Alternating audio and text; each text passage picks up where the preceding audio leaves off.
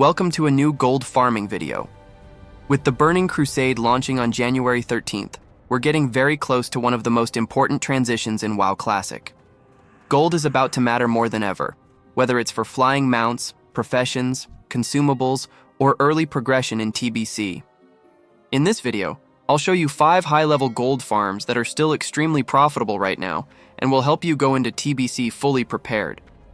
I'll show you the exact location on the map, which mobs to farm, and why these spots work so well.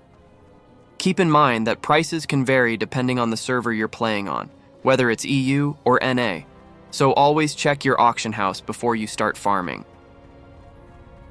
We're starting in Silithus at the Twilight Base Camp. This is a well-known endgame farming area, and it's still extremely profitable, especially with TBC getting closer.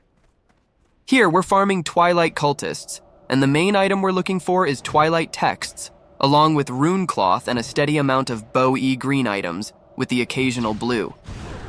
Twilight Texts are used for Cenarian Circle reputation, and demand stays high because many players prefer to buy them instead of spending time farming them themselves.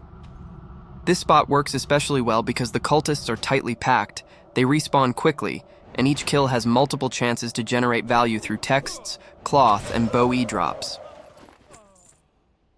As you can see here, Twilight Texts and BOE items sell very consistently, which makes this one of the strongest long-term gold farms you can do in Classic. Next, we're heading to Ungoro Crater, where we're farming fire elementals for Essence of Fire. This is one of the most reliable elemental farms in Classic, and a very strong option as we get closer to TBC. Essence of Fire is used in enchants, fire resistance gear, and high-level crafting, which keeps demand strong throughout Classic and well into TBC.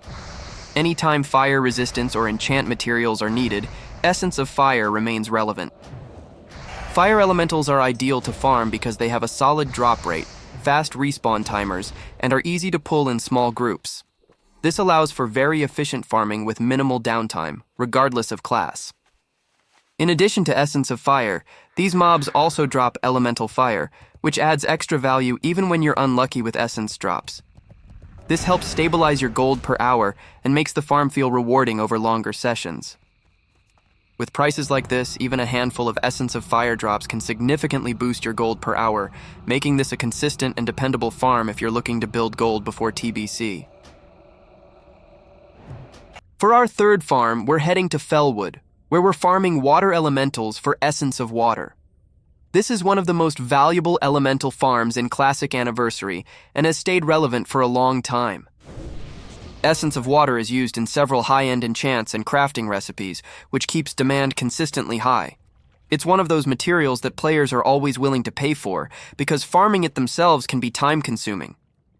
Fellwood is an excellent location for this farm because the water elementals are easy to pull, have fast respawn timers, and are positioned in a way that allows for smooth, continuous farming. Another big advantage of this spot is competition.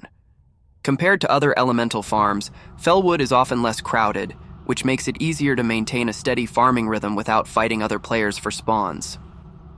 As you can see here, Essence of Water sells for a premium, and even a few drops can quickly add up, making this a very strong gold farm.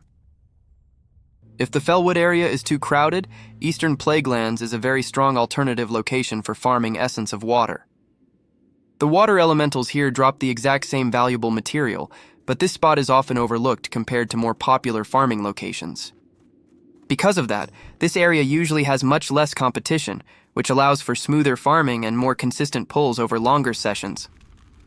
Having an alternative location like this is important because it gives you flexibility.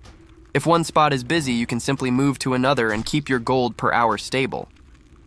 Since the item itself is identical, prices remain just as strong regardless of where it's farmed. Our final farm takes place in Eastern Plaguelands, where we're farming plague bats. This is a much more underrated farm compared to elemental or humanoid farming spots, but it's extremely consistent. The main item we're farming here is Wicked Claws, along with green items and high-value vendor trash. Wicked Claws are used in crafting and sell steadily, which makes this farm far less dependent on rare drops. One of the biggest strengths of this farm is low competition. Most players overlook plague bats entirely, which means you can usually farm here uninterrupted for long periods of time without fighting for spawns. Because this farm doesn't rely on a single high RNG item, the gold income is very stable.